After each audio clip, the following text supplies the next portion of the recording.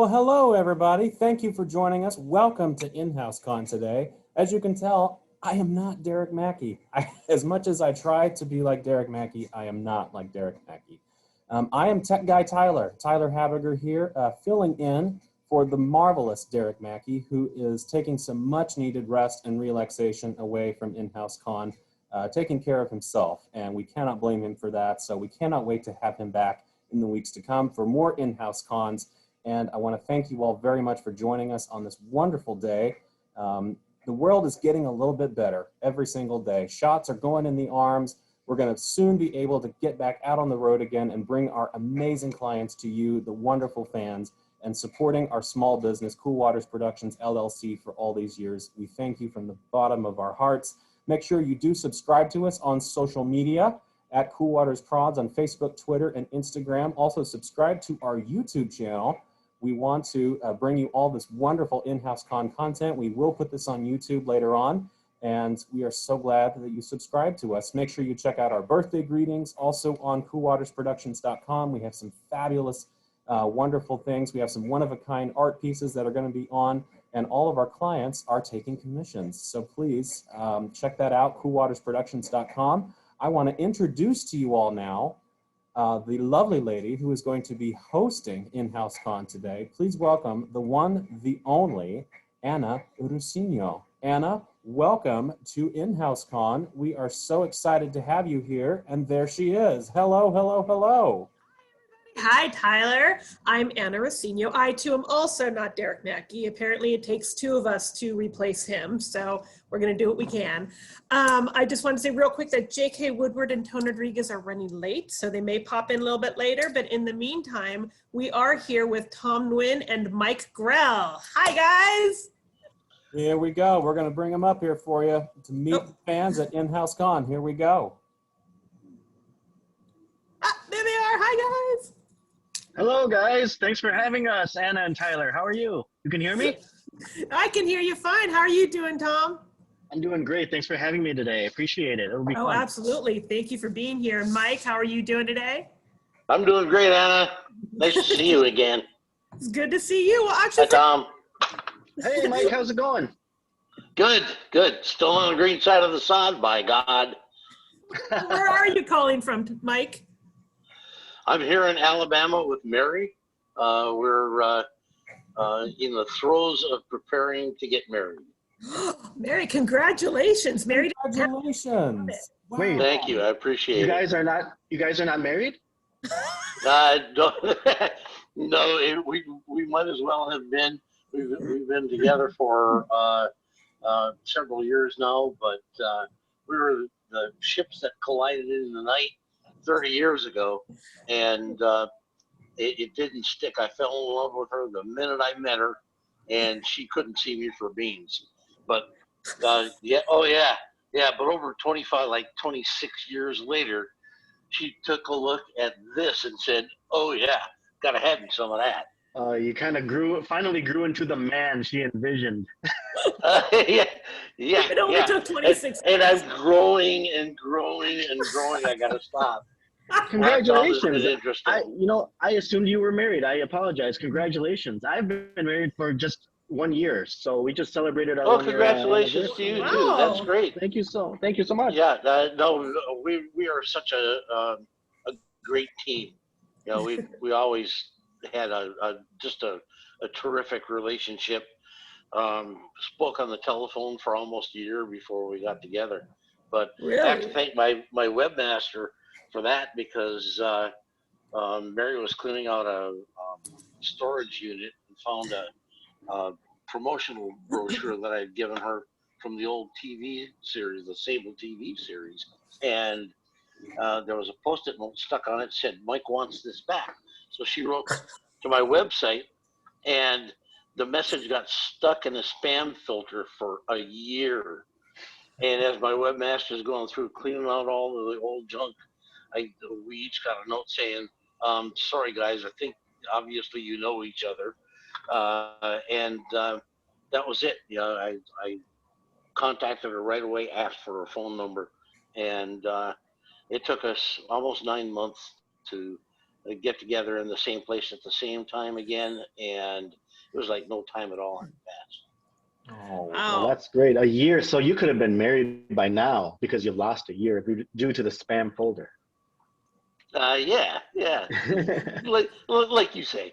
Now, neither one of us was eager to rush into anything, and I think you have better success in a marriage, like in anything in life. The longer you take to build the foundation, the stronger it is. you've built a foundation. That's for sure. So wait, I think Cheers. the real question Cheers to Mike. here, yeah, absolutely, Mike. cheers. It's my non-alcoholic drink. we won't tell Actually, it. My there you go, Mike. Hey, I think the real question here is, did you get that promotional brochure back? No, she's holding it. She's holding it for ransom until we get married. I was supposed to maybe a wedding gift. Yeah. I'm pretty sure.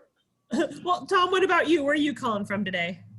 I'm calling from Hastings, Minnesota, which is like a suburb of Minneapolis, not too far away. So we just got over one of the coldest snaps in our written history, weather-wise, and now we are in balmy weather. We're about 50 degrees today, which is spring jacket weather for me. Wow, So that's yeah. bikini weather from Minnesota. Basically, right.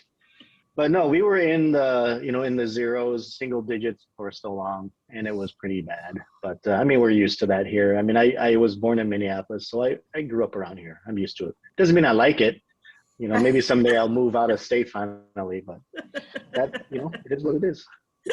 I was born and raised in northern Wisconsin, about 100 miles really? north of Green Bay, and I still find Minnesota cold. Yeah. Yeah, the thing is, in the summertime, the spring and the fall, it's really beautiful. It Yeah, actually gets hot and humid. Yep. But, our colds are so cold. Our winters are so cold that it just overshadows anything nice about, summer weather here. But, Right. All right. Well, you do have the Mall of America. Well, I got some questions for you guys. I'm going to start out with some questions, and then we'll get to some Q&A from the fans. But first off, and I'll throw it out here for both of you, and whoever answers first. But what was your first paid job as an artist? I guess I'll go first. Well, my first, professional or just in general? Yeah, as an artist, it could be professional or whatever. My first paid job, I think I was 13 years old, and one of the teachers in my school paid me $5 to draw a portrait of a baseball player. And then from there, I kind of got a small reputation, in my middle school years as the school artist. And then I had classmates and other teachers commission me and pay me $5, $10, and the most I ever made was $30 for a drawing. And I was just on cloud nine, being just a young teenager. And then from there, my next level up was when I was 16. I got hired to draw caricatures, those funny cartoon, faces of people at an amusement park, kind of like a Six Flags here. So I did that for a few years before I finally broke into DC Comics, right before I turned 20 years old. So, and then, that was my first paid gig there. And wow, that's fantastic. Yeah, what was your first book? My first book was called Major Bummer. I was hired as an inker on that book, written by John Arcudi, drawn by Doug Mankey. And that miraculously, it lasted 15 issues before it got canceled because no one bought it. And that would be unheard of these days to even last 5 issues if it was on the chopping block. It lasted 15. And it was just like a humor slapstick superhero book that no one bought. It was not really connected to the DC universe or anything like that. But yeah, from there, the rest is history. I just kind of went into, Doug and I were like a team. We were an art team, and we went into Superman, the Man of Steel. We transitioned into JLA and Batman and Green Lantern, and that's the rest is, like I said, the rest is history as far as really, really nice lucky breaks that we had, decent runs on good titles back in the late 90s, early 2000s, mid 2000s. So oh, that's fantastic. I love that, especially like as a kid getting money from your teachers and students. That's great. Oh, it was great. You know, I couldn't ask for anything more. You know, at that time I wasn't even intending on being a comic book artist. I just love to draw. So Aw, that's awesome. What about you, Mike? What was your first paid gig as an artist? My first job as an artist was painting high tension line towers, climbing oh wow. 136 feet in the air, no safety line, um, and painting with you carrying a bucket of paint up the tower with you, hanging it from your belt, and get this big old sloppy brush going, and have to crawl through that stuff, sloppy, nasty. Wow. But I had a grip like a monkey. When I was in school, I was known as Tarzan for really good reasons. I spent most of my time in a tree, and I just when you're that age, I was 17 when I started. When you're that age, you're indestructible. You know, you just no sense of your own mortality. One day I looked down from the top of the tower and thought to myself, you know, if you fell right now, you had nothing to stop you between here and the ground. And that was my last day on the job. And after that, I'm honestly, I don't think I got paid for anything until I wound up in the Air Force. There was a big party going on over in Vietnam, and everybody got invited. It was RSVP, and they all already checked the box that said "will attend," right? So I managed to BS my way into a job as an illustrator. And oh, hello, Ruth and Darren. I see you just popped in there. I BS my way into a job as an illustrator, and that was great graphic arts training to begin with. And at the point where I had enlisted, I had attempted art school, didn't make any progress at University of Wisconsin. So then I decided to switch to commercial art because it's got the word commercial in it, which means you're actually getting paid, and art, which means that you're not really working for a living, you're just drawing. And I got into basic training and ran into a guy who said, forget commercial art, man. You should be a cartoonist. And I said, why? And he said, they only work 2 or 3 days a week and they make $1 million a year. I went, sign me up. That's for me. So yeah, you can tell I'm wearing my deluxe. Your Gucci shirt. Oh yeah. There you go. Yeah. Yep. And so while I was in the Air Force, I enrolled in the Famous Artist School's correspondence course, and that led to some other stuff. I'll end up getting people come to me, have me draw a picture of their girlfriend or whatever. You know, that was all really cool. I was making $50 a pop for a portrait sketch when my Air Force salary was $113 a month.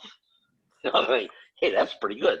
And from there, wound up in Saigon, where a guy showed up carrying a stack of his favorite comics, and in there was Green Lantern and Green Arrow by Denny and Neil and Dick. Denny O'Neil, Neil Adams, Dick Giordano, and that turned me completely around. I knew right away that that's the kind of work that I wanted to do.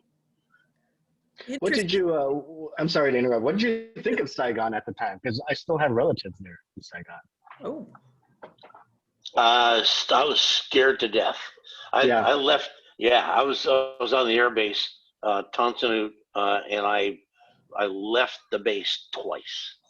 But I was lucky. I mean, I was there in that sweet spot, 1970, 1971, and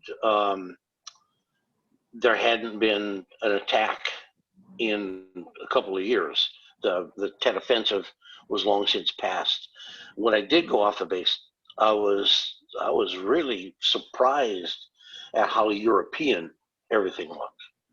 It's got that influence.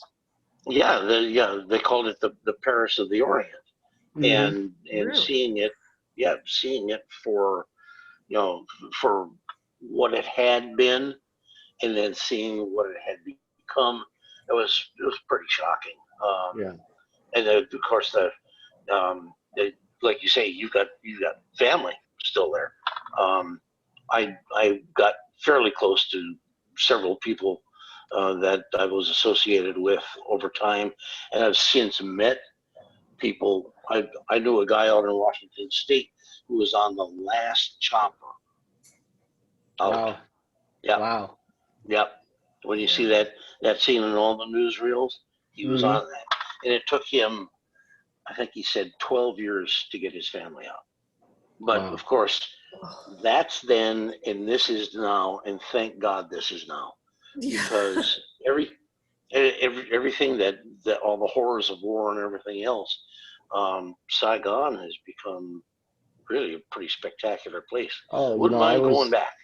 It would blow your mind how much it's changed if you went back now. I've been there probably, I think 5 out of the last 7 or 8 years I've been back. And, obviously I wasn't around when you were there, but, I see the pictures. Probably weren't alive when I was there. No, I wasn't. But, but even from my first time there to my last time there, which was a little over a year ago, it keeps changing. It keeps progressing like crazy, how much it's advanced as far as, it's like a modern metropolis now. It's kind of like the New York City or Los Angeles of Vietnam, South Vietnam there, so it's I really think it's interesting. really a testament to the resilience of the human nature. We have our conflicts, we have our obstacles that we have to overcome, but as long as you stay with it and learn to put that stuff behind you, you can get on and make progress. And there's nothing like it, really. I have friends. I knew people who were in Germans who were. One guy was in the Hitler Youth during World War II because you didn't have much choice. But to see the way those cities have changed, go from bombed out rubble to spectacular modern metropolises, like you said, it's heartening. It's encouraging. As bad as this pandemic has been, and as tough as it has been for everybody getting through it, we're going to come out the other side better and stronger than we were. Sure. And then we're going to tell our grandkids, "Oh, when I was your age, we couldn't leave the house for a whole year." You have it tough. Yeah. I've already started doing that with my niece and nephew. So Mike, you didn't actually read comic books as a kid when you were in your 20s when you first read a comic, or is that the? No, I read comics when I was a kid. We didn't have television, okay? So we had movies, we had books, we had comic books, newspaper comic strips, and I have 2 brothers who are older, and my oldest brother was into EC comics. Anything that involved, an axe through the skull, that was his thing. And my middle brother was interested in anything to do with like movie adaptations, like 20,000 Leagues Under the Sea. Both of them, by the way, were better artists than I was. They just never pursued it. But Dick could draw the whole movie of 20,000 Leagues Under the Sea, and he did. Made a whole comic book of it, and all the details of the submarine and all that other stuff. And then I was Donald Duck, Uncle Scrooge. Oh, I was big on Uncle Scrooge. I had no clue what a genius Karl Barks was at the time. I just knew I loved that stuff. So we'd each get a dime a week to buy a comic book, and we'd pass them around, and I'd try not to have nightmares over the ones that bottled. But then after we had done that, we'd swap and trade with the kids up the street. And I'm still a little nervous when I start to think about some of the stuff that I probably traded for a hot copy of Archie or Little Lulu.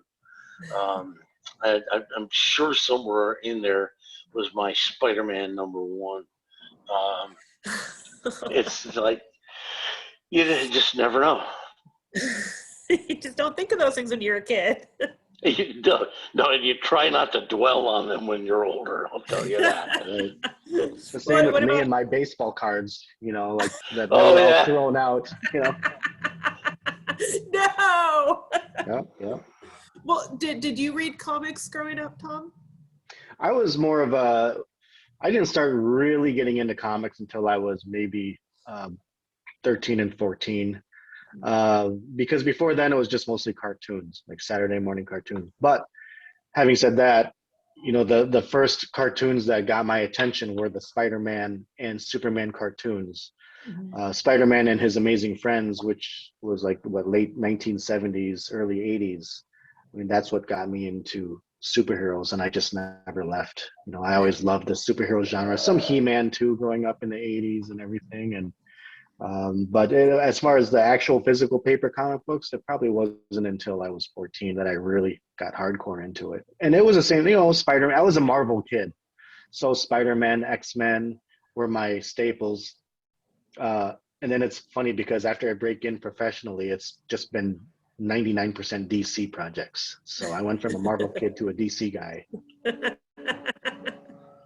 That's awesome. What is your dream gig in a comic book, or if you haven't already done it? If you have already done it, what was it? Well, my dream has always been, because the aforementioned Spider-Man was just to draw Spider-Man professionally, or somehow. And so my dream was to actually draw the book.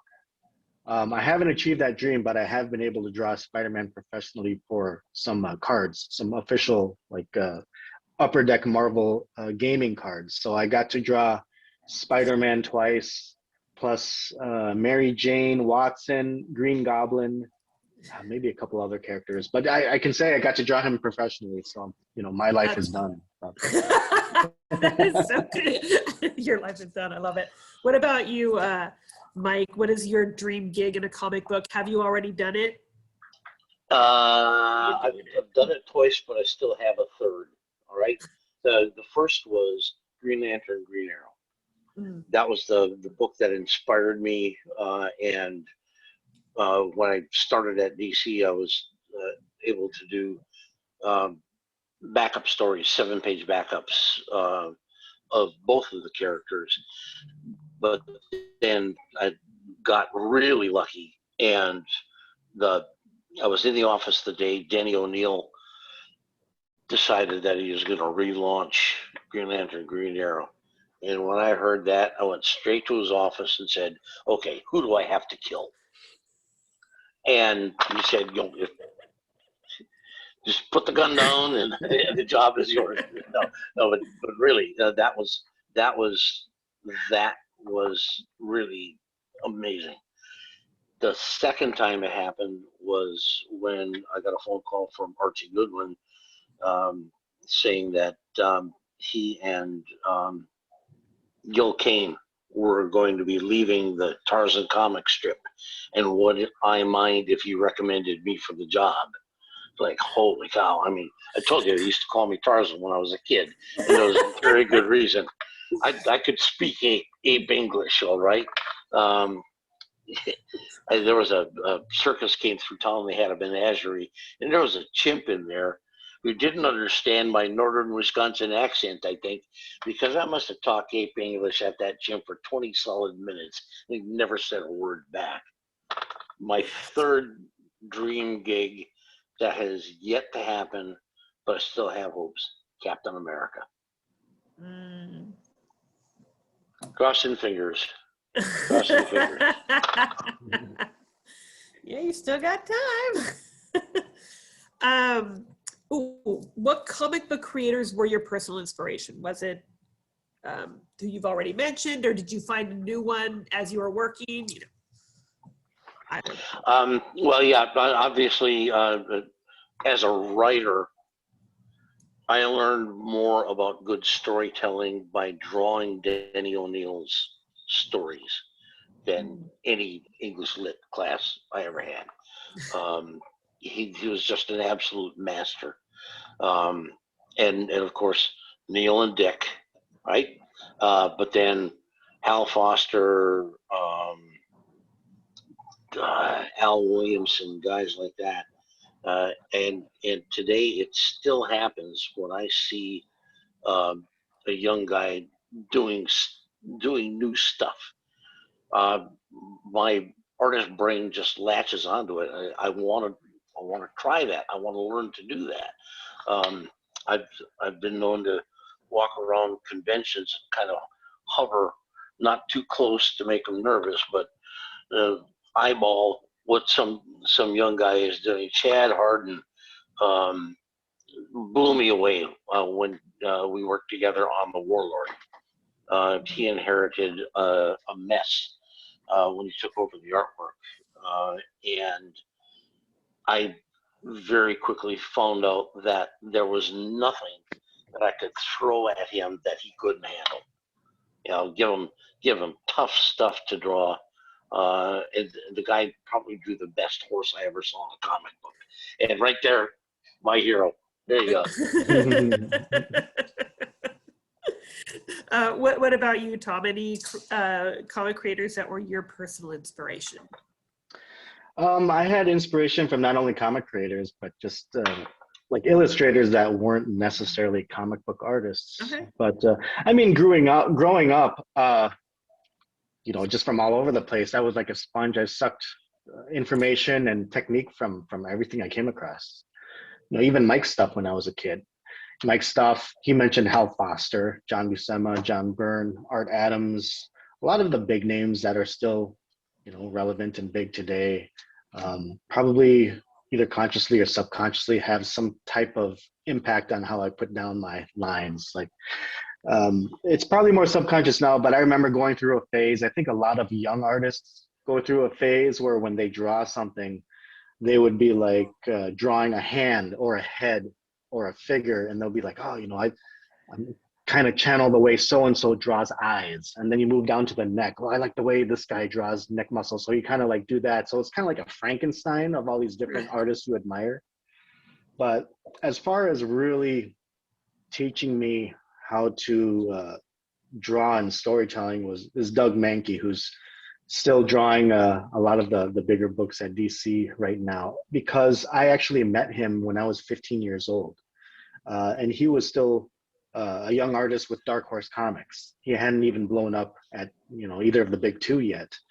And he was drawing a book called The Mask, who they've made, you know, a couple movies now from. And John Arcudi was the writer. But I met him in person, and I showed him my work, and he just tore it apart, you know, in a positive critiquing type of way. But, you know, ever since then, we kept in touch. We became friends. And, you know, what do you know? I ended up working with him professionally. But I think he really liked the way I listened to him when I was a kid in my most moldable years mentally as an artist. And he liked the way I took his feedback. And I really, every time I showed him stuff, he seemed to be really impressed at how much I improved and took his advice to heart, as opposed to just blowing him off and Right. you know, kind of not practicing enough. So I really learned a lot from him directly. But, you know, I still pay attention to what's going on today. I think what helps your longevity is that you kind of keep your eye on what's trendy, what's hot as far as styles, the up and coming artists, the young artists. I used to be a young artist. Now I'm older, you know, and I have to look at what's coming up and what's cool, you know, to stay relevant. You know, it's not a competition thing. It's just more like what's trendy right now.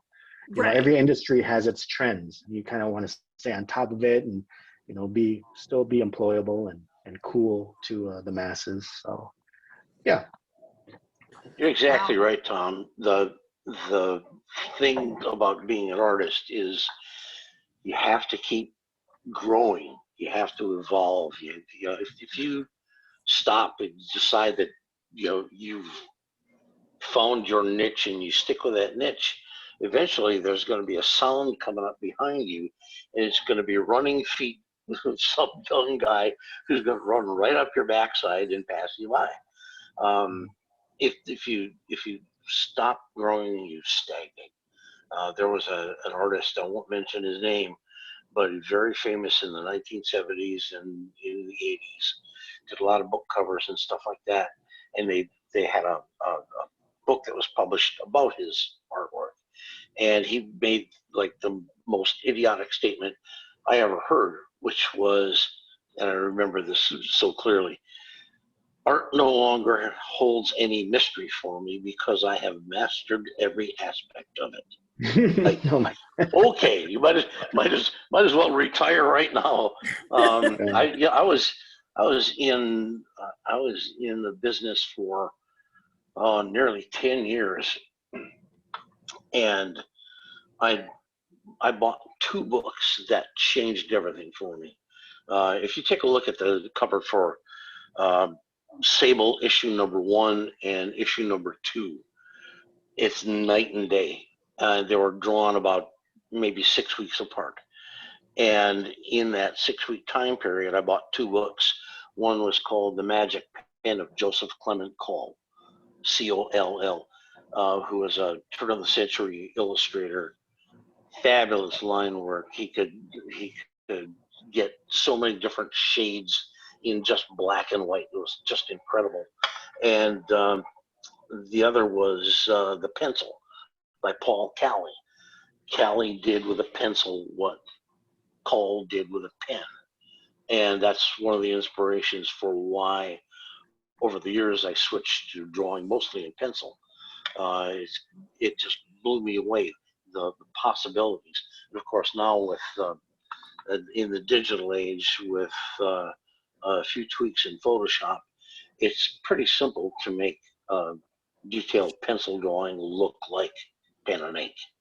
And That's that's the onward to the next.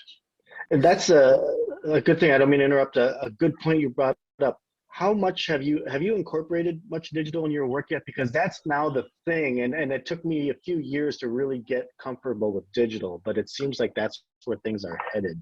So, have you tried to make any type of transition into that at all? Excuse me, the dogs are having their usual welcome here. I have attempted digital. I tried it years ago, and the end result was that I wasted 3 days doing a drawing that I could have done in 2 hours. So I stopped doing that, but I do use Photoshop to enhance certain things. I've learned rudimentary things. Like I said, I can take a pencil drawing and make it look like I inked it, which means that when I draw in pencil, I have to draw the same way I would if I were inking. But even though it takes maybe 25%, 30% longer to do the pencil drawing, the inking is done like that. I mean, Right. 5-10 minutes and that's done, and that saves me 9 hours, 10 hours a page that I can be doing something else with. And then I've done a couple of interesting, fun little tricks, dropping in backgrounds and changing things around. So yeah, you have to stay current, and you need to be looking down the road, not what's trending right now. You should be looking what's coming up, and try to be a leader, not a follower. Take chances. That's the way to go.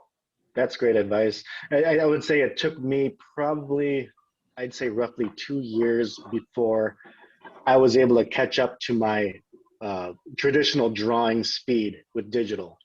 there was such a heavy learning curve at first, and I just had to be patient with it. If you can stick through the learning curve, which is overwhelming, then the returns will start to come slowly but surely. But yeah, I'd say it took about 2 years before I was able to be about as fast. So Yeah, that's I ran into a kid at a convention about maybe 5, 6 years ago who impressed me with his portfolio, and I said, "Are you working digital?" And he said, "Strictly analog, man." Mhm. Yeah. If I had When to I'm at throw home, I'll away, do analog. yeah, if I had to throw away every single thing in my studio except one tool, I keep that pencil. Sure. Yeah. Yeah. Like when I'm on the road, I'll bring my tablet computer. I'll do digital because I've actually been able to meet deadlines strictly by working in the hotel, just bringing my computer. But if I'm at home, I prefer analog. I think most artists do. I believe most artists do. Then again, I guess, you never know. The upcoming generation, they learn on digital. So maybe they don't prefer analog. Who knows anymore? Yeah, maybe. Like, I'm not sure what digital entails, but do you feel like if you do a lot of digital, you'll kind of, I don't want to say forget the analog, but not do it as well? I don't think so. I think it's just one of those things where analog will always be the solid foundation and base. And it's like returning to ride a bicycle. Okay. It's, and I wouldn't even go that far, really. I think analog will always feel more natural because naturally we pick up a pen or pencil and we just, we even just writing our names or something, jotting down notes. It's just so natural. Right. We don't even think about it. So Right. Take digital a is just crayon another. and make a mark on a wall. Yeah, exactly. Yeah, So, you but get your butt kicked for that. yeah. Who knew that they were stifling creative sides of children, right? Hey, But- Anna, if you don't mind, I have a fanboy question for Mike. Oh, go for it. I'm curious if you could tell us a little bit about kind of veering away from comics here into graphic novels, but I'm just curious, what was it like to illustrate James Bond for once? And yeah, because you got to do License to Kill back in the day, and which I think is a very misunderstood James Bond film. It gets a bad rap for being at the end part of that Broccoli era, and then they go into the Pierce Brosnan era. But I'm just curious, what was it like to illustrate that? That was a fantastic experience. Adapting License to Kill came along because I was already working on my own story called Permission to Die. And the people that I worked with they were great. The folks in London, very, very cooperative. I was excited as anything to be doing that. The movie adaptation, actually, I think I was a little disappointed in the actual film when it came out because I was working from the original shooting script that had nothing to do with Wayne Newton. I'm just saying. I think there they were in the desert and shooting in the Las Vegas area, and I went, "Hey, whoa, Wayne Newton! Oh, bless Let's your put heart. him in the movie." Yeah. So, but working from, I had a stack of stills, probably 500 stills from that movie that we worked from, and it was great for me because I was always a huge James Bond fan. So when I got to do my own story, I was really pleased because they only had one editorial correction that they wanted me to make. And this is because people in film don't understand that when you're writing a comic book, not every word that you put down is going to be seen in the book. So I had a description of a scene where a young lady has caused a distraction to get Bond alone. She takes him, spills a drink on him, and then takes him into the restroom to clean up his suit. And my description was that she bends over to check under the stalls to make sure no one's there, and Bond eyes her fanny appreciatively. And that didn't go over well. I get a phone call. That said, you should probably know that in England, the word fanny refers to a specific part of a lady's anatomy. And I went, oh my God. So even though that wasn't part of the dialogue, wasn't part of the caption or anything like that, was never going to appear on the page, I had to change that word to derriere in order for them to approve the script. And once that was done, like, okay, that's fine. I had not heard that before about Fanny. That's interesting. I learned something new. Well, I'm just. I'm not going to tell you about Fantan Fanny, but same general thing. Yeah, but everybody else that I worked with, it was great. I called the British Embassy for tips, and they sent me photographs and they sent me tons of stuff. And I got one guy on the line who, when he found out I was doing James Bond, I think he might have been one of those types. and he said, I asked him, what kind of squad cars do the police use? And he said, it's a jelly sandwich. I went, okay, what do you mean jelly sandwich? It's a white car with a red stripe that runs right around the middle of it. I went, okay, that's really totally cool. So, stuff like that. And I had another friend who's has been my advisor on a number of things, who actually was with the British Intelligence, SIS. And we would sit and swap stories back and forth. He gave me a lot of tips. So James Bond was just an absolute hoot. And I was lucky that I came into it when I did, and I was able to incorporate things from some of the movies I did pay tribute to Goldfinger and Honor Majesty's Secret Service and Dr. No and things like that. Didn't get any trouble for that. I was forbidden to use the character Q because it was specifically created by for the movies and for I think it was in Casino Royale. No, it was, dang it,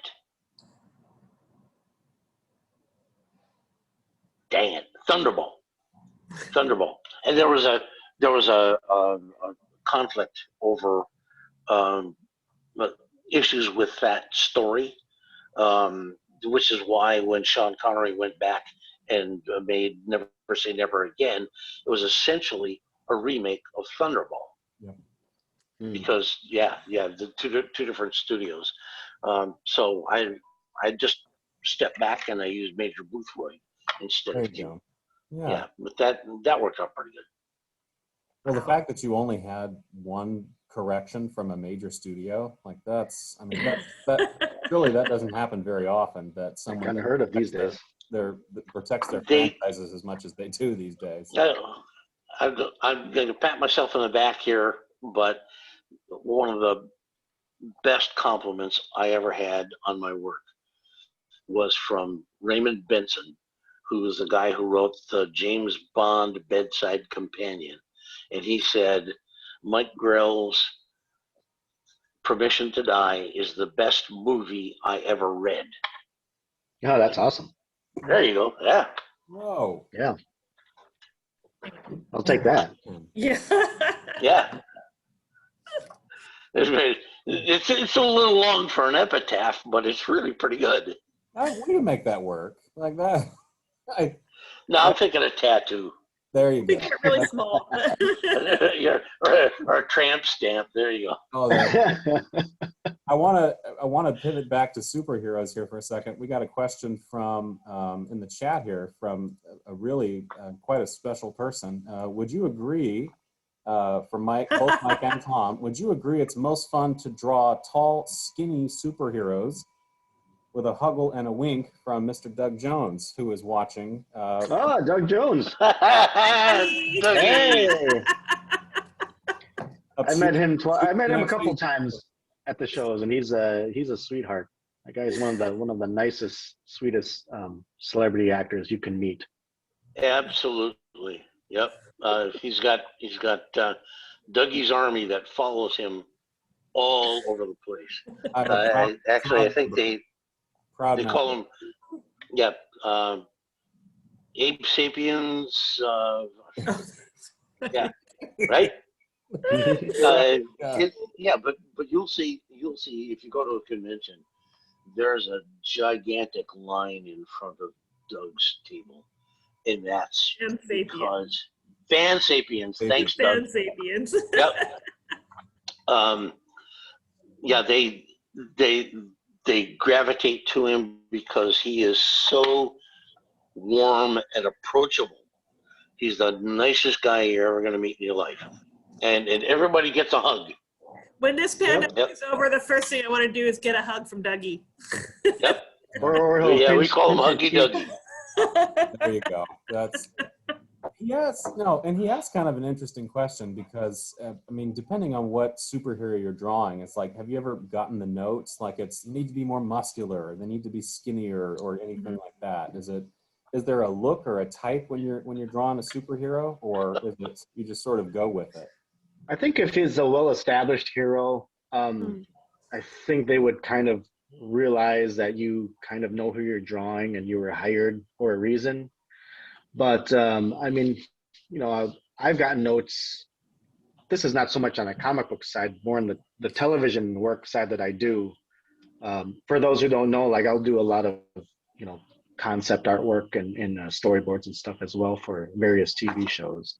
But sometimes they'll say, okay, for this, we do want to show, like, I don't know, like more people like out of shape. We don't want like normal, like in shape people for this. We kind of want to show purposely that out of shape, or more, show more of a variety of people. So they really do try to make you be more inclusive, and they're right too, for those assignments. So but in comics, not so much in comics for me personally. I got a note critique from my editor on Superboy and the Legion of Superheroes. He said, "You're drawing your women too tall." And I said, "Women aren't tall." He said, "No, they're not." I said, "Yes, they are." He says, "How tall are you?" I said, 5'6". He said, "Women are short, and so are you." And he made me start drawing the women a half a head shorter than all the men. Oh no! It just never dawned on me. But then there was an artist who had a tendency to draw noses as if they were this sort of a curve, like you're looking down on the noses. And it's because he's 6'5", and when I draw noses, you can always see the nostrils because I'm looking up everybody's nose. Oh my God. I know. Okay, It depends on your nose point of view. There you go. I love that nose. That's a great nose. Oh my God. Well, on the topic of drawing, what was the hardest thing you guys ever had to draw? Ooh, I got one for you. You go first, Mike. Batman Family #1. An issue featuring, or a story featuring Batgirl and Robin. And Barbara Gordon at the time is a member of Congress. And Elliot Magan wrote the story, and he's really into politics and all this other stuff. And the page started out with a close-up on Barbara Gordon, and then I pull back for a full figure, and then I pull back, and there's people around her, and then he pulls back for the big shot, which is a joint session of Congress. Ooh. And I went, are you kidding me? So what I did, I went straight to the library, got a copy of National Geographic, and went to a photocopier.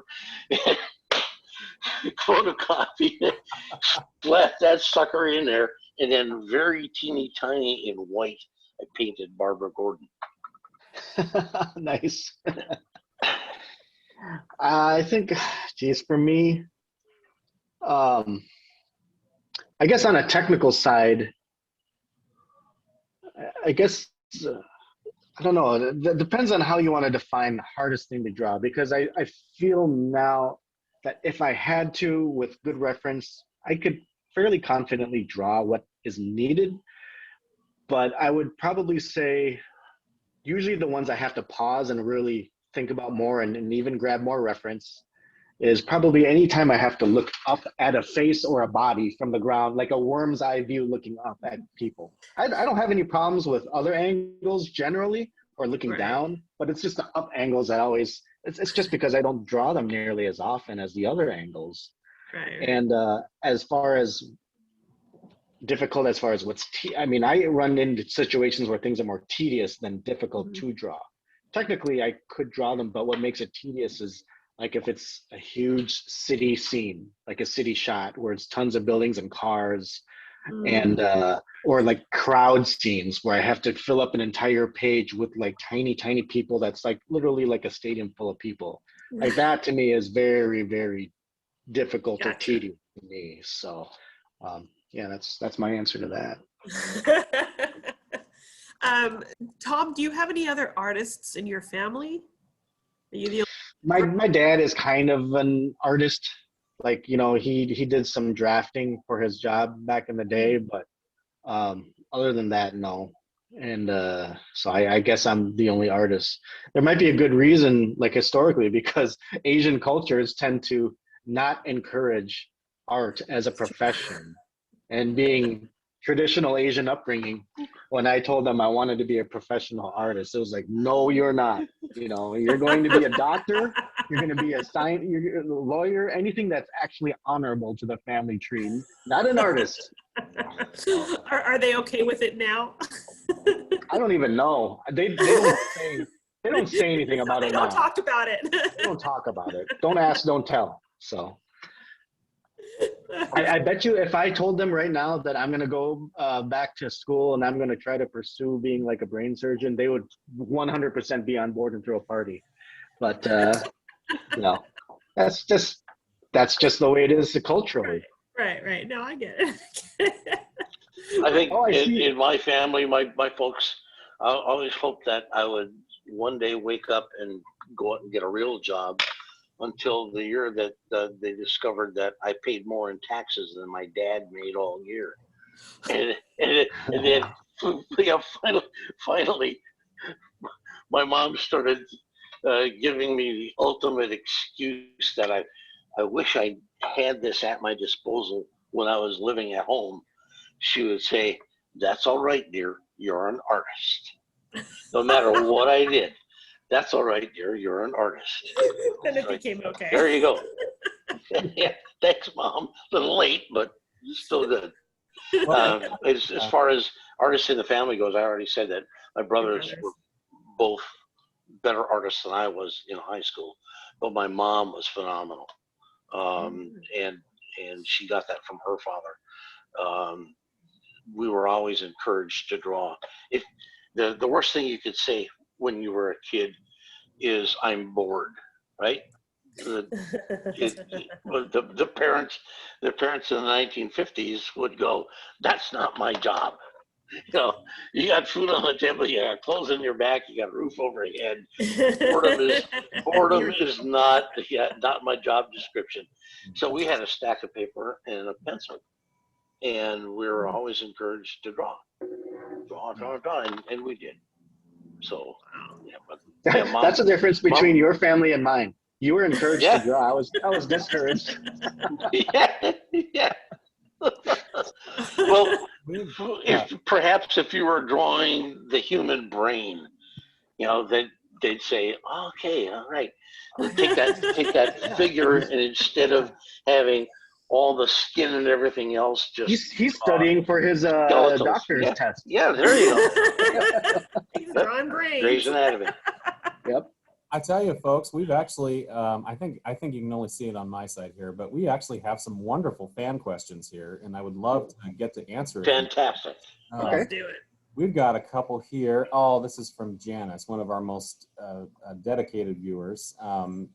She's got a question here for both of you. Is there an artist you've been able to meet who is a hero or influence of yours that has left you starstruck? Starstruck. Well, Mike. I met Mike at I'm not. I think it's really great. I've been so fortunate to break into this industry, and people who I've looked up to are now I can call my colleagues, and then beyond that, even my friends. I wouldn't say I get like super starstruck. I've seen starstruck. I've seen from working in the photo ops I told you earlier. I've seen when fans get starstruck. I don't really get that, but it just feels really good. I think maybe I first met Mike. I want to say it was so brief. I don't even think Mike would remember this, but it was for a small show in Texas in 2013 in person. It was really brief. I was doing a podcast, and Mike stopped by really quickly in the middle of my podcast interview, and he just said hi and shook my hand, and I thought that was really cool. It was Central Texas Comic Con or Expo or something in San Marcos. I remember that. San Marcos or something like that. I think you're right. And it was something like that. But that was really cool. I thought it was really cool. To Mike it was probably nothing. To me it was something. And then just throughout my career, just being in the business and meeting all these artists whose books you collected, and just finally realizing, man, have I finally made it? And I still kind of pinch myself. And it's cool. It's humbling. It's gratifying. It's all those things. So yeah, I've been able to meet most of the people who I've looked up to growing up as a kid. Awesome. For me, I met Milton Caniff, the artist from Terry and the Pirates and Steve Canyon, who was one of the guys who wrote the famous Artist Schools correspondence course in cartooning. And I couldn't put two words together with any coherence whatsoever. I finally mumbled something and asked for his autograph, and he was very polite, and off we went. Al Williamson was another guy, but Al was so warm and outgoing and such a nice guy. He was like Al was probably the Doug Jones of comic books. Just nice to everybody, very polite and encouraging, and just a terrific guy. I think it's really cool when you get the chance to step on the other side of the table for a change, and you experience what it's like from that other person's point of view. There was a young lady just a few years ago. She was, I'd say, late teens, maybe early 20s, and she was with a group of her friends who basically egged her on, urged her to come forward at the table, and she was so shy. And while her friends are saying, this is whatever her name was, and she's such a big fan of yours, she wanted to meet you, and all she could do was pant and squeak. She was like, so I shook her hand. I talked to her, calmed her down. She never spoke a word the entire time. And a year later, I went back to the same show, and she came back up and she said, "Thank you. You were so nice." She said, "I don't know what happened to me." I totally understand.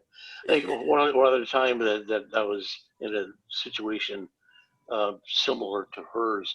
I was with friends in Hollywood at the time, a group of us. I was there for some ungodly reason. One of my buddies was part of this group, and talking to actors, and I mentioned a particular actress who I was sort of smitten with as a kid, and they right away popped up and said, "She just lives like 2 miles away. You want to meet her?" Like, oh no! And the next thing I know, the group is pushing me up the steps and ringing the doorbell. Like, oh my god, oh my god. Yeah, and I was sweated through my clothes the whole time we were speaking. But it's that kind of thing. It's a nice reminder that the person on the other side of that table is a human being too. Mm-hmm. Somebody asked once upon a time, "Do you ever get tired of answering the same question over and over and over?" And my answer is, I may get tired of it. Maybe I answered that question 100 times today, but the person right there is asking it for the first time. And if they didn't care about you, they wouldn't be asking. So they deserve that kind of respect. I 100% agree with that. I always consciously, and I from time to time, I remind myself that a lot of these guys, they don't understand, or they don't know what problems you have going on right now. This is their day. So make a good impression on them. You know, and one of the things I have a lot of pride in is that you'd be hard pressed to find really like just negative comments about me as far as meeting me at a con, because I really do try my best to be very nice and accommodating and conversational to a lot of people when I go to shows. Well, to everyone that I can, that I try to. And if you happen to find something bad about me, then that must have been very rare thing, and I'll take all the blame for it. But I really do think that part of the reason I hope that I keep getting invited to these shows is how I treat the fans and stuff. I do have a funny story though. There's a couple times where I had people like they cry when they meet me, and then when that happens, the first thing that I think of is, you must not be real comic book fans, because if you really were a comic book fan, I'm like really like nobody in the grand scheme of the industry. But if you're a casual person, you just see like maybe the title Batman, then I can see where you think that's a big deal. But then I'm just laughing. I'm like, you really don't. I don't deserve this. You really don't. You have no idea how unfamous I actually am. So. Well, hey, we've got a question here from Danny. Danny's over in Holland, actually. So we got an international audience here. This is to Mike. Hi, Mike. Greetings from Holland. My question. Hey, Danny. I always wondered if you made a part 3 of the Pilgrim series. It's in the works. Yep. Mark Ryan has already drafted not just part 3, but part 4 of the Pilgrim. And the last I heard, they're also in development for a television series. So yeah, crossing fingers and toes and hoping for all the best. Very much so. It's going forward, and I think we're probably going to be running a Kickstarter for my Masterstroke Studios for the next Pilgrim book by spring. Wow. Okay. Lots of things Yep. going here. Yep. That actually, it's a great segue into Ruth and Darren's question from North Carolina. I know Mike has been releasing new books through Kickstarter.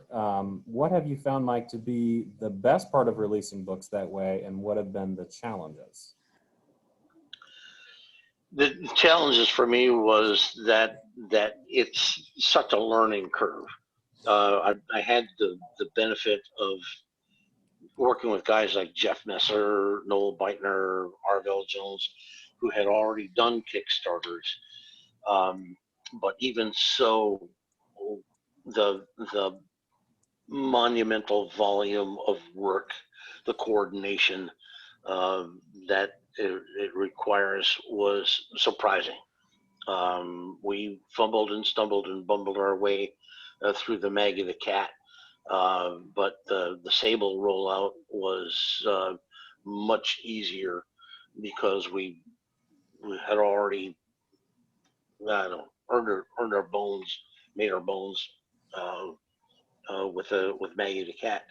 The difference is, as I see it, is that it's possible now to get something done without having to go through corporate.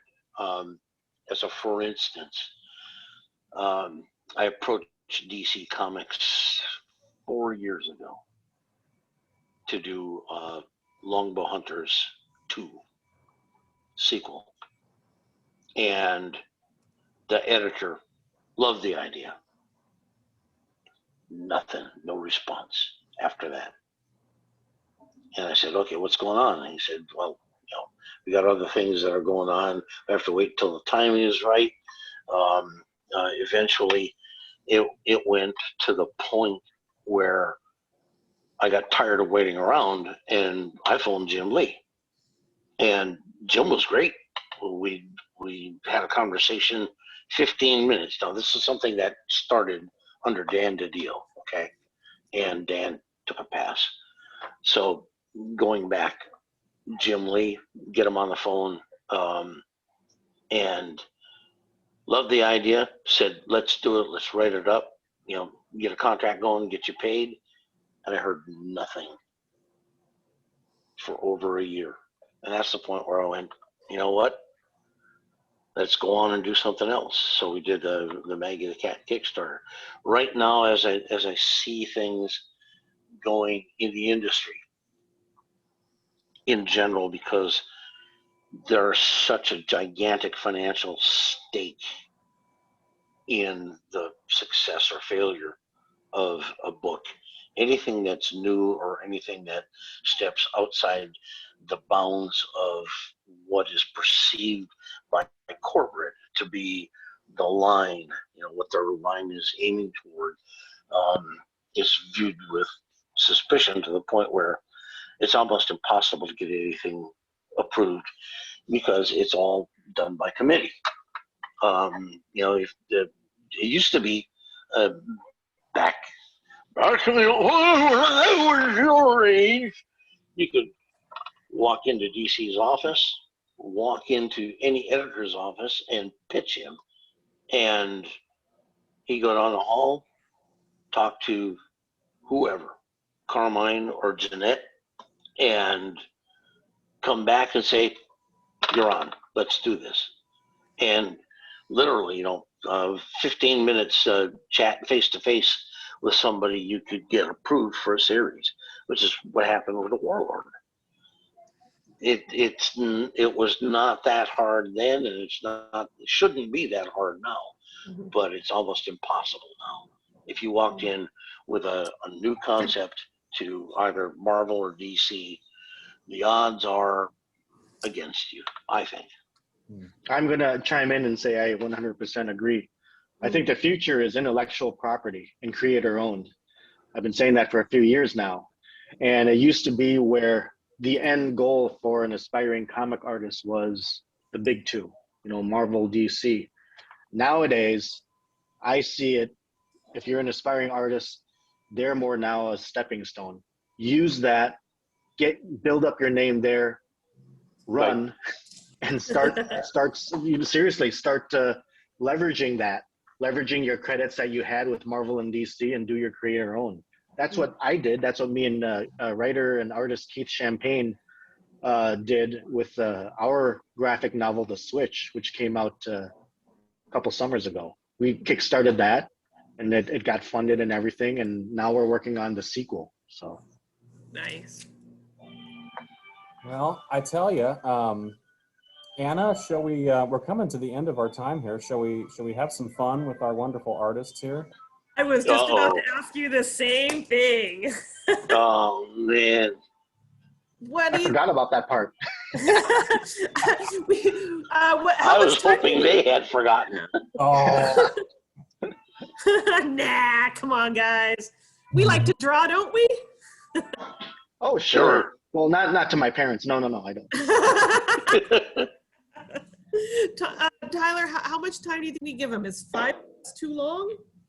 oh, what do you say? How about we do 3 minutes? How about we do 3 minutes? 3 minutes sounds 3 good. minutes. You guys got paper there? You got pencil? I pen? do. Yeah. Oh, look at that! Yay!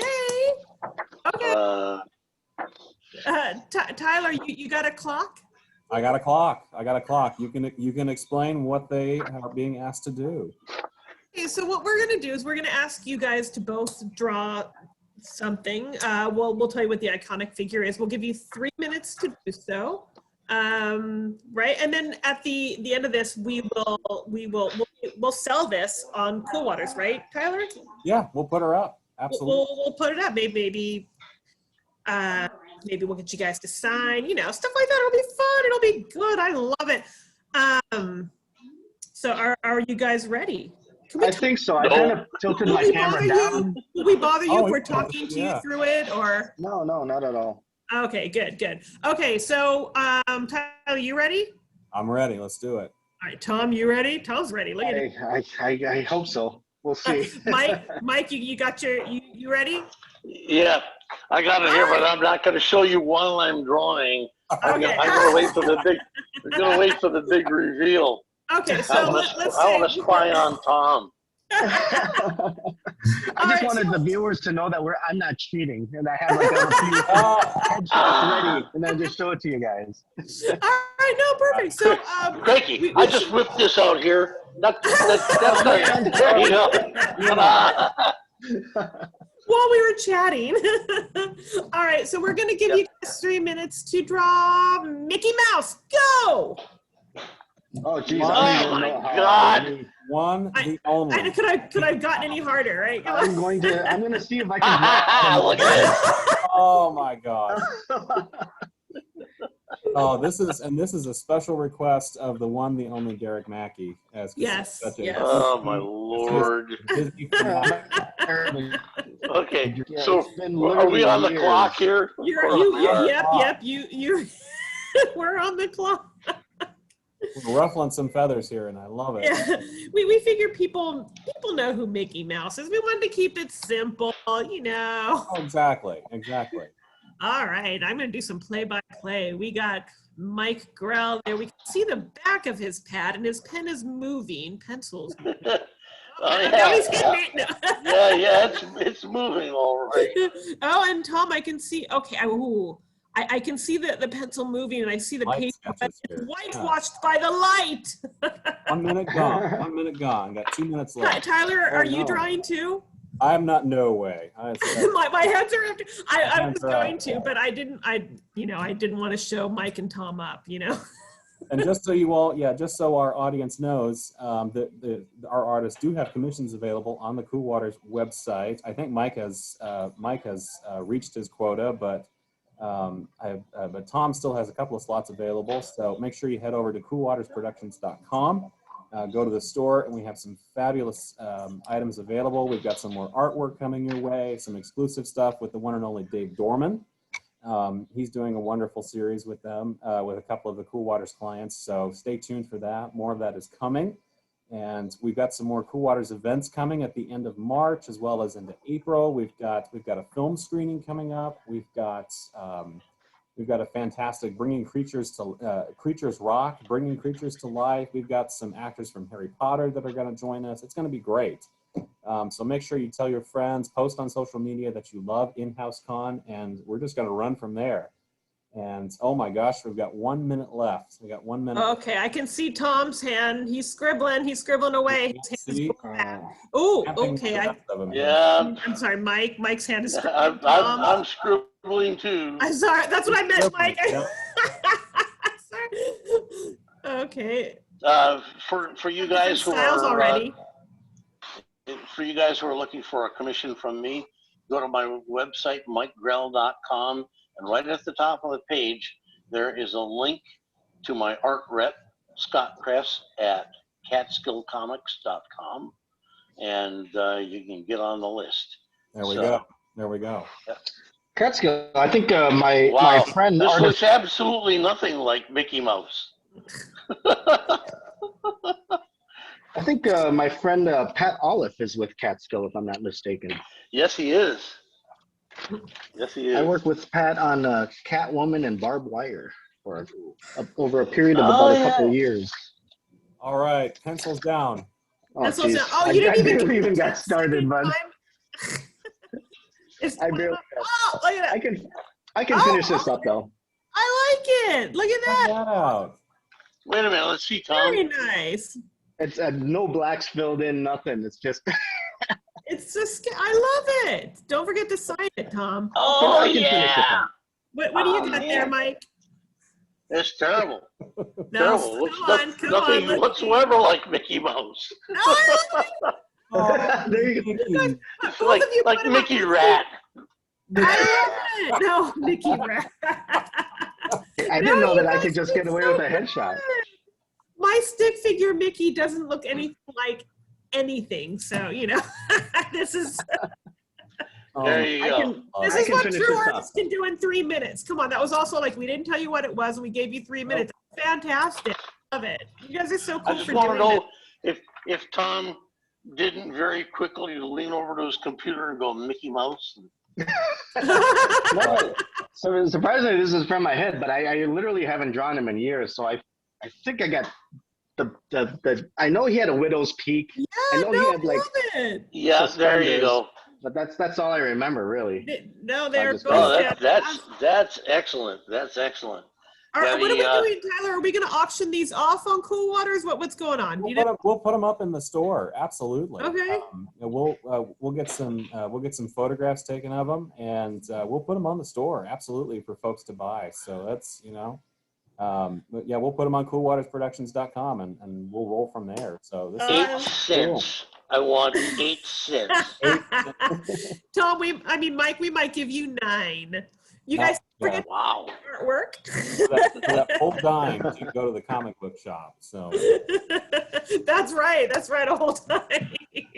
oh my gosh. Mike and his brothers got a dime every week, and they were able to get a comics from that. There you go. I know. And I wish those days were back. Oh, I know. Yeah, me too. I wish we were back to newsprint. Honestly. Yeah. Aw. Good old Yeah. days. Every now and then somebody will bring me a comic from the 70s, the early days, and I open it up and just go, that's what a comic book should smell like. The smell of Right. ink. Yeah. Getting it on your fingers. Yeah. You can't wait. I wish it was like that again, where if you didn't take excellent care of it, it would fall apart.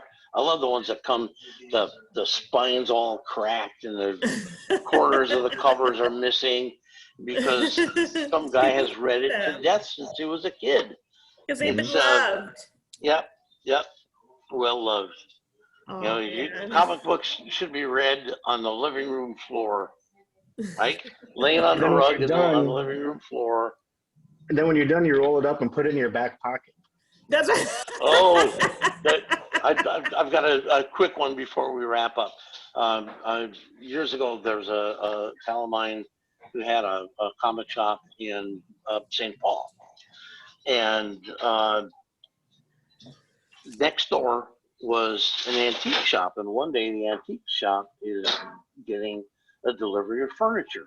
And every time the driver would walk past, he'd look in the window of the comic shop. And so John knew he's got a customer coming in the door. So sure enough, the guy finishes unloading his truck, comes in, and he's walking through and comes to the glass display case where he's got all the pristine stuff. And this is, let's say 35 years ago. So he freezes in front of a Karl Marx Uncle Scrooge. And he says, "Is that for sale?" And John says, "Yeah, but it's $80. And the guy said, "I don't care. I had this comic when I was a kid." So peels off the $80, and John says, "Let me put that in a bag and a board for you." And the guy goes, "No, I'll take it just like it is." And as he's going out the door, he folds it in half, sticks it in his back pocket, climbs up in his truck, sits on it, and drives off. And John said his first instinct was to want to run after the guy and say, "What are you doing? What are you doing?" But then he said, "I realized I hadn't sold him a comic book. I sold him a piece of his childhood." Yeah. Oh my Yeah. God. Can't that's get great. any better than that. Yeah, I mean, it's like a that's one cathartic of my all-time- moment. Just folding Yep. it up and putting it in your pocket and just Yep. reliving that. Yeah, it's worth it. Yep.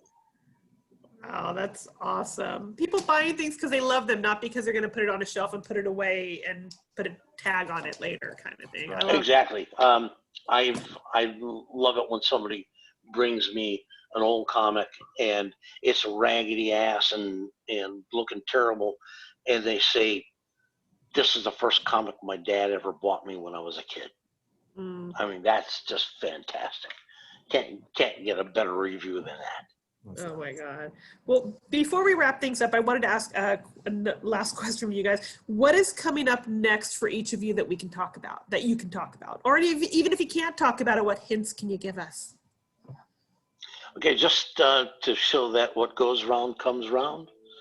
I just finished the script for an 8-page story that's going into Green Arrow 80th anniversary.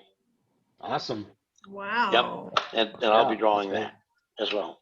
And next up from that, we're coming out with the Sable Omnibus is due out, I think the end of March or early April at the latest, and then onward and upward from there. Maggie the Cat second volume will be coming out. The Pilgrim will be coming out, and the second volume of the Sable Omnibus series will be solicited through Kickstarter. I think we're shooting for June for that.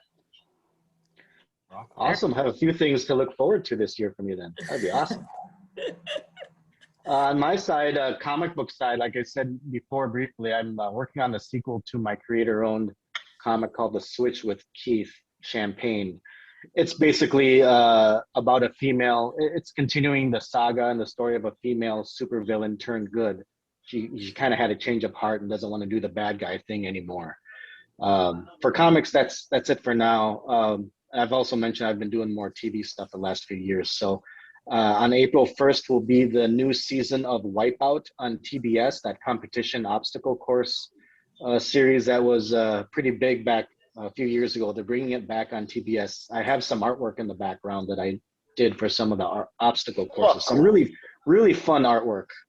And then also this season, I think I'm going to be back this season for Big Brother on CBS, where I may have some artwork in the background. I might do some storyboard concept stuff, but usually they have a competition called the comic book episode, and I draw all the house guest members for a comic book cover that they show on TV. So that's what I got cooking right now.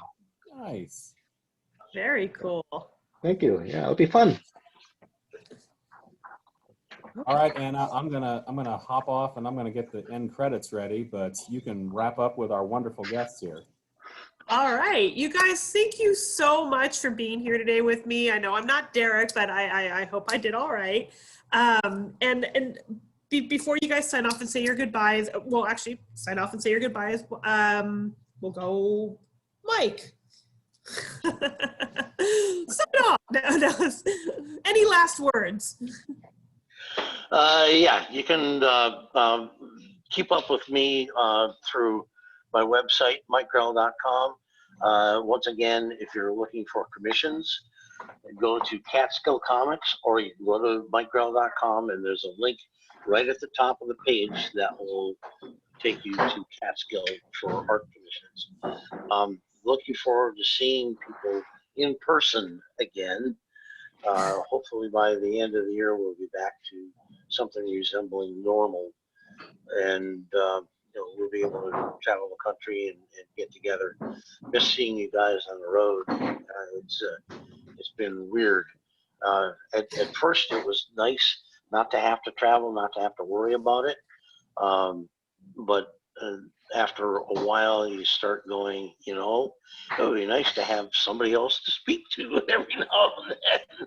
I'm surprised Mary's finally given in and decided, okay, I'm a keeper. But there we go.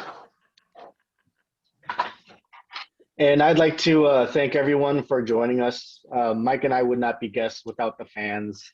So you guys are first and foremost in our hearts. And I just want to thank everyone for joining in. You can always find me online. I'm fairly active on social media. If you type in my name, I'm pretty easy to find. I'm on Facebook, Instagram, Twitter. You can also go to my official website, TomNguyenStudio.com. If you just want to say hi, have any questions, or and want to inquire about commissions. So, like Mike said, I look very much forward to cons restarting again and seeing you guys in person. All right, thanks everybody. Bye. All right, thanks a lot, guys. Have a good one. Janice, Doug, Ruth, and Darren. Bye-bye. Bye, everyone.